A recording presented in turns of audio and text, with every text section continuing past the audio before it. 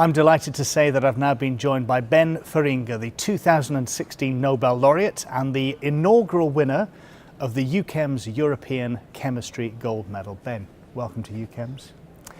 Can we just start by talking briefly about the work that led to you winning the Nobel Prize, in particular molecular machines? Yeah, we have been working on molecular motors and machines, and actually we discovered and made the first molecular motor in this world.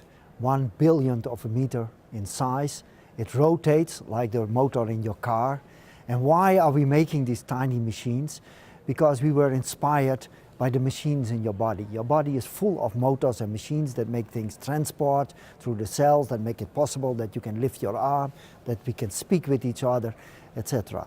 And we can make, as chemists, we are fantastic in making all kinds of materials. The materials that are used to build a car, an iPhone, yeah, a plane, the drugs that we use.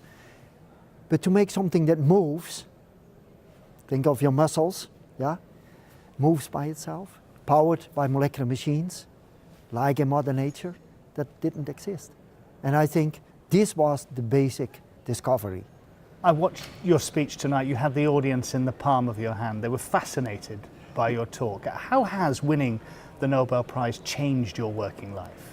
Yeah, of course, there came a tremendous amount of duties towards me because I get so many requests for giving lectures, going to public events, going to schools, even opening musea, all kinds of things that have not much to do with chemistry, but more with my public status.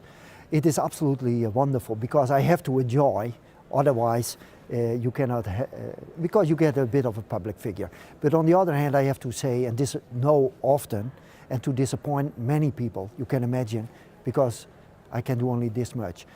And I try to help research organizations like the European Research Council, etc., to promote why science, investing in science, in fundamental research, is so important for our future.